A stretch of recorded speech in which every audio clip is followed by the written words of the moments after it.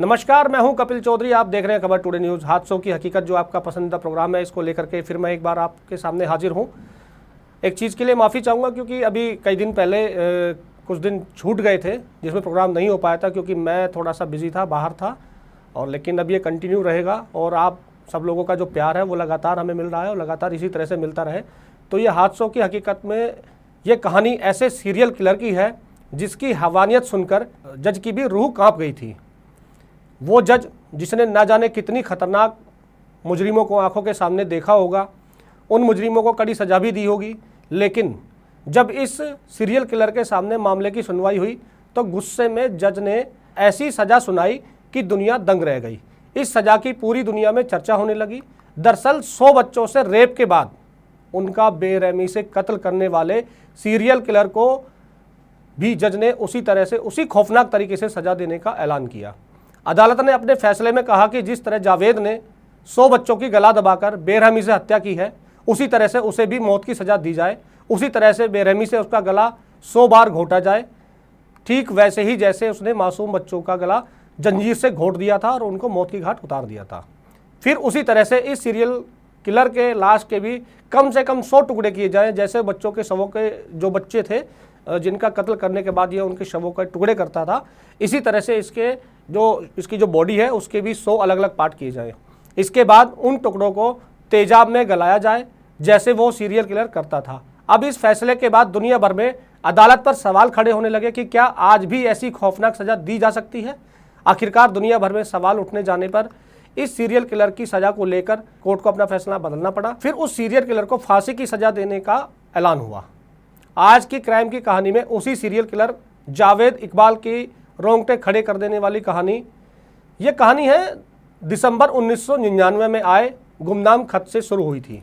एक गुमनाम खत था 1999 में, वो आया था किसी के सामने। ये पूरी कहानी वहीं से शुरू होती है। कहानी की शुरुआत होती है एक खत यानी चिट्ठी से। ये बात दिसंबर 1999 की है, जहां पाकिस्तान के एक उर्दू अखबार, इस उर्दू अखबार के संपादक को एक खत मिलता है। उस चिट्ठी में पहली लाइन को पढ़ते ही संपादक सन्न रह गए। उस खत में लिखा था, मैंने 100 बच्चों का कत्ल से पहले उनका रेप किया, फिर उनकी लाश को ढेर सारे तेजाब में गलाया। खत के साथ पार्सल में भेजे गए जो बच्चों को मारता था उसके कुछ सबूत भी थे। सीरियल किलर जावेद इकबाल के इस लेटर के साथ में एक पार्सल भी आया था जिसमें उसे खोलने पर कुछ बच्चों की तस्वीरें थी, कुछ ऐसे कागजात जिसे देखकर लगे कि खत भेजने वाला कोई मजाक नहीं कर रहा है, क्योंकि बताया जा रहा था ऐसी ही चिट्ठी पार्सल वहाँ की पुलिस को भी एक भेजा गया था। उस चिट्ठी को पुलिस ने भी पढ़ा और पार्सल खोलकर देखा, लेकिन पुलिस ने इसे मजाक के तौर पे ले लिया। पर अखबार के जो संपादक थे उन्होंने इसे नज़रअंदाज नहीं किया, बल्कि हर खबर की पड़ताल करने की तरह एक पत्रकार को उस चिट्ठी में दिए गए पते पर भेजकर तस्दीक कराई गई। उस चिट्ठी में पाकिस्तान के रावी रोड पर एक पुराना घर था जिसका पता दिया गया था, जो काफ़ी सुनसान था। इसकी पड़ताल करते हुए संपादक ने जिस पत्रकार को भेजा था वो वहाँ पहुँचे। उस पत्रकार ने वहाँ की हालत देखी तो शक अब धीरे धीरे यकीन में बदलने लगा। उस पत्रकार को वहाँ ऐसे सबूत मिले जिसने वाकई में ही सभी को चौंका दिया। कई जगह खून के निशान थे। एक बैग भी मिला वहाँ पर जिसमें बच्चों के कपड़े, जूते। अब ये लगने लगा कि यहाँ से बच्चों की कोई वारदात जरूर हुई है। जिस तरह के वहाँ का पूरा माहौल था, जिस तरह से वो बैग मिला था, उसको देख करके ऐसा लग रहा था कि यहाँ बच्चों के साथ में कोई ना कोई वारदात जरूर हुई है। इसके बाद वहाँ एक डायरी मिली। डायरी में बच्चों के बारे में लिखा हुआ था। डायरी और दीवारों बच्चों की दर्दनाक मौत की जो गवाही थी उसको बयां कर रही थी। अब डायरी को देखकर उस पत्रकार ने तुरंत अपने संपादक को पूरी जानकारी दी।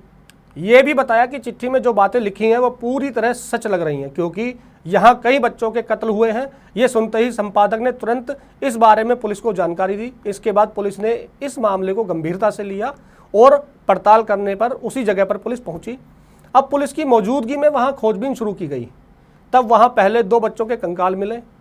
पास में पड़ा हुआ एक कंटेनर भी मिला। वो कंटेनर हाइड्रोक्लोरिक एसिड यानी तेजाब से भरा हुआ था। वहाँ की दीवारों पर कागज़ के टुकड़े लगाए गए थे। मानो चिट्ठी लिखने वाले सीरियल किलर को पूरा भरोसा था कि यहाँ पुलिस या पत्रकार दोनों में से कोई ना कोई आएगा जरूर। उन दीवारों पर लिखा हुआ था सारे मर्डर की डिटेल। एक डायरी एक 32 पेज की नोटबुक में है जो मैंने कमरे में छोड़ दी है। उसकी कॉपी ऑफिसर्स को भेज दी है। जो लाशें पुलिस को वहाँ से मिलेंगी उनको मैं ठिकाने लगाने में कामयाब नहीं हुआ हूँ। पुलिस को वो मिलेंगी जो मेरी आत्महत्या है उसके बाद मिलेंगी। यानी पुलिस को जो सारी चीज़ें वहाँ से मिलने वाली थी कि मेरी आत्महत्या के बाद में मिलेंगी। अब मैं रावी नदी में कूदकर मरने जा रहा हूँ। पाकिस्तान ने चलाया था उस समय देश का सबसे बड़ा सर्च अभियान।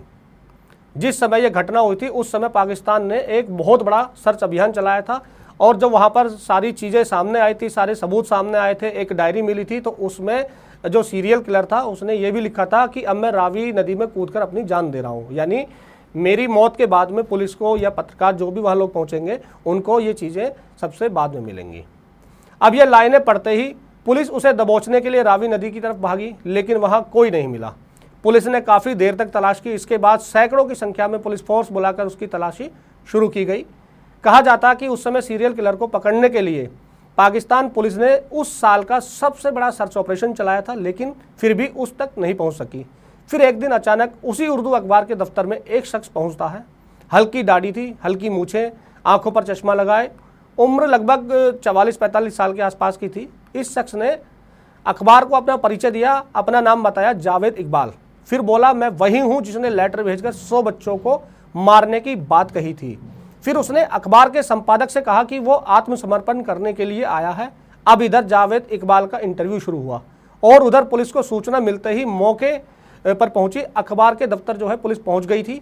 जैसे ही इंटरव्यू पूरा हुआ पुलिस ने उसे वहां से दबोच लिया। गिरफ्तारी के बाद ऐसे आया था जावेद इकबाल का पूरा सच, क्योंकि जिस तरह से पुलिस को और मीडिया को वो लेटर भेजा गया था और वहाँ पर जब जांच भी की गई थी जाकर के पुलिस के द्वारा और पत्रकारों के द्वारा, तो वहाँ का जो माहौल था पूरा डराने वाला था। क्योंकि जिस तरह से उसने जो लेटर भेजे थे, जो बात पुलिस के और मीडिया के सामने रखी थी लेटर के जरिए, वो सारी की सारी बात सच थी। और लेकिन उसके बाद सर्च ऑपरेशन चलाया गया, लेकिन उसके बाद भी जब कातिल नहीं मिला तो उसके बाद मीडिया ऑफिस में, उसी उर्दू अखबार में के ऑफिस में वो शख्स पहुंचा और अपना इंटरव्यू देने के बाद पुलिस ने वहां से उसे गिरफ्तार किया।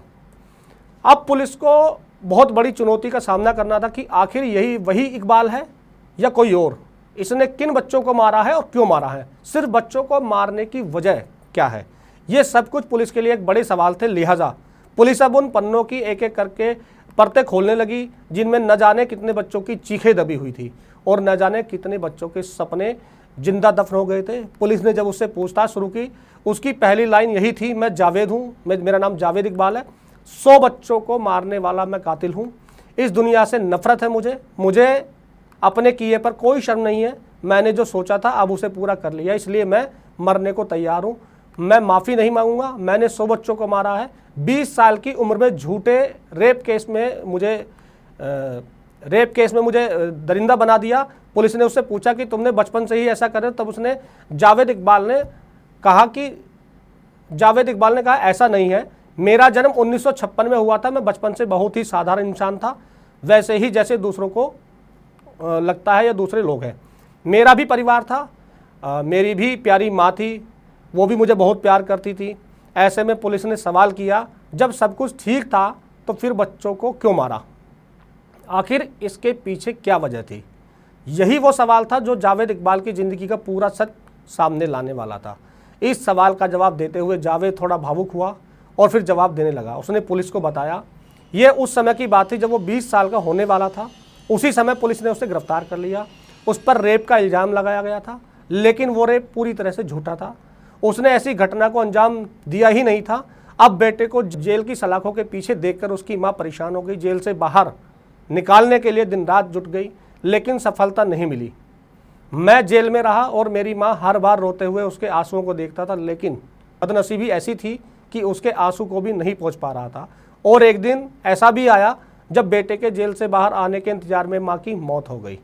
माँ के इंतकाल में मैं इतना टूट गया कि गुस्से से भर गया, टूट गया। इसलिए उसने उसी समय कसम खाई कि चाहे जो भी हो मैं भी कम से कम 100 माँओं को रुलाऊंगा, वो भी उनके बेटों के लिए, ताकि यहाँ की 100 माएँ ये समझ सकें कि बच्चों के न रहने पर उन्हें कितनी तकलीफ होती है। अब सवाल था कि आखिर बच्चों को कैसे फंसाता था, कैसे बच्चे उसके चंगुल में आते थे। इस सवाल पर जावेद इकबाल ने पूरी कहानी बताई। इस समय पाकिस्तान के एक अखबार ने साल 2001 में जावेद इकबाल के बयान को छापा था। उस अखबार के अनुसार जावेद इकबाल बेहद ही गरीब तरीके से बच्चों को अपने जाल में फंसा, गरीब जो घर के बच्चे थे उनको अपने जाल में फंसाता था। इसके लिए उसने उस मोहल्ले में बच्चों के पसंदीदा वीडियो गेम्स की शॉप खोली थी। अब उस दुकान में ज़्यादा से ज़्यादा बच्चे आए, इसलिए उनका रेट बहुत कम कर दिया। कई बार ज़्यादा बच्चों को लाने के लिए वीडियो गेम्स वो फ्री में भी खिलाता था। इस लालच में बच्चे कई बार बिना अपने घर वालों को बताए उसकी दुकान में वीडियो गेम खेलने के लिए पहुंच जाते थे। अब कई ऐसे बच्चे थे जिनको टारगेट के लिए वो नया पैतरा अपनाता था। इसके लिए वो अपनी दुकान में 100 रुपये का नोट गिरा देता था। अब उस बच्चे को कोई ना कोई बच्चा उठाकर उस नोट को कोई ना कोई बच्चा उठा लेता था, जिसके बाद जावेद पैसे का पता लगाने के लिए सभी बच्चों को एक लाइन में खड़ा कर देता था। फिर बच्चों की जेब की तलाशी लेता था। अब नोट जिसके पास मिल जाता था उसे पकड़कर वो कमरे में ले जाता था और दरवाज़ा बंद कर देता था। फिर उस बच्चे के साथ अश्लील हरकत करते हुए रेप करता था। कुछ लोगों को इस बारे में शक हुआ तो लोगों ने दुकान पर, जो बच्चे गेम खेलने के लिए जाते थे, दुकान पर भेजने बंद कर दिए, कम कर दिए। इसके बाद वो मछली दिखाने के लिए एक्वेरियम खोल लिया। इसके बाद उन बच्चों को निशाने पर लेने लगा। बच्चे या तो घर छोड़कर घर से वापस भाग के आते थे या फिर अकेले घूमते हुए आ जाते थे। इसके बाद उन बच्चों को वो लाहौर के शादबाग वाले घर में ले जाता था और उनके साथ दुष्कर्म करता था। इसके बाद उन बच्चों की गला घोंटकर हत्या कर देता था। गला घोंटने के लिए वो बाकायदा लोहे की जंजीर का इस्तेमाल करता था, जिससे बच्चे तड़प तड़प कर दम तोड़े। उन बच्चों की फ़ोटो निकालकर वो रख लेता था ताकि उसकी निशानी रहे। दरिंदगी से मर्डर करने के बाद बच्चे के शव को कई टुकड़ों में काट देता था। उसके बाद इन टुकड़ों को तेजाब में पूरी तरह से डालकर गला देता था। इस तरह किसी बच्चे से जुड़ा हुआ कोई सबूत न मिले, बच्चे के शरीर को गलाने के बाद भी कुछ हिस्सा बच जाता था, वो उसे पास की नदी में ले जाकर फेंक देता था। इस तरह उसने 100 बच्चों को मौत के घाट उतार दिया, जिनमें से कुछ के कंकाल जो थे वो वहाँ पर पाए गए थे। उसके बयान के बाद पुलिस ने बच्चों से जुड़े सबूत जुटाए और उसके बयान के आधार पर कोर्ट में पेश किया, जिसके बाद अदालत ने उसे 16 मार्च 2000 को सजाए मौत का फैसला सुनाया। इस जज ने सुनाई थी दुनिया की सबसे बड़ी खतरनाक सज़ा। उस समय जज अल्लाह बख्श ने 16 मार्च 2000 को जावेद इकबाल को 100 बच्चों की बेरहमी से हत्या करने का दोषी करार माना था। जज ने फैसले में कहा था कि जावेद का भी 100 बार गला घोंटा जाए और फिर मौत के बाद 100 टुकड़े उसकी बॉडी के किए जाएं। और इसके बाद उसको इस फैसले पर जब थोड़ी सी लोगों में रोष हुआ या लोगों ने इस फैसले पर चर्चा की, तो उसके बाद जावेद की जो सज़ा थी उसको बदलकर फांसी कर दी गई। और पहले ही 8 अक्टूबर 2001 को अचानक पाकिस्तान की लखपत जेल में उसका शव मिला। ये दावा किया जाता है कि जावेद ने आत्महत्या कर ली थी, लेकिन ये भी दावा किया गया कि जेल में उसे पीट पीट कर मार डाला था।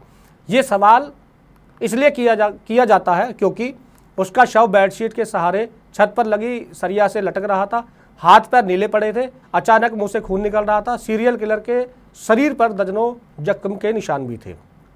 ऐसे धारदार हथियार से उसे 100 बार से ज़्यादा हमला किया गया था। जावेद के साथ जुर्म में शामिल रहे उसके एक साथी साजिद अहमद को भी इसी तरह जेल में उसकी भी मौत हो गई थी। उसके एक साथी साजिद अहमद की भी जेल में इसी तरह मौत हो गई थी। जावेद इकबाल को लेकर कहा जाता है कि जब उसकी मौत हुई थी उसके परिवार और रिश्तेदार में से कोई भी उसका शव लेने नहीं आया था। उसके बाद उसके भाई परवेज़ मुगल ने यहाँ तक कह दिया था कि जिस दिन 100 बच्चों की बेरहमी से हत्या करने की बात कबूली थी उसी दिन से वो हमारे लिए मर गया था। ऐसे में पहले से ही मरे हुए इंसान की जो बॉडी है उसको लेकर हम क्या करेंगे। अब तो जावेद इकबाल की कहानी पर एक फिल्म भी आ चुकी है जिसका नाम इकबाल जावेद है। इस तरह से जो पूरा सीरियल कहानी थी, पूरा सीरियल किलर था, उसने 100 बच्चों को रेप किया। रेप के बाद तड़पा तड़पा कर उन्हें मारा, उन बच्चों की बॉडी के पार्ट्स किए और उसके बाद उन्हें जो तेजाब होता है तेजाब में उनको बॉडी को गलाने के लिए रख दिया। तो इस तरह ये पूरी की पूरी जो कहानी है जावेद इकबाल की, उस समय पूरा जो देश है और देश का अगर पूरे बात करें पूरे वर्ल्ड की, तो उस समय हिला देने वाली कहानी थी, रोंगटे खड़े कर देने वाली कहानी थी, क्योंकि 100 बच्चों को इस तरह से जावेद इकबाल ने एक एक कर मौत के घाट उतार दिया था। तो इस तरह की तमाम कहानियाँ हम आपके सामने लेकर आते रहेंगे। देखते रहिए खबर टुडे न्यूज़। और अगर आपको इसमें कुछ सजेशन भी देना हो तो भी आप हमारे कमेंट बॉक्स में डाल सकते हैं। नमस्कार।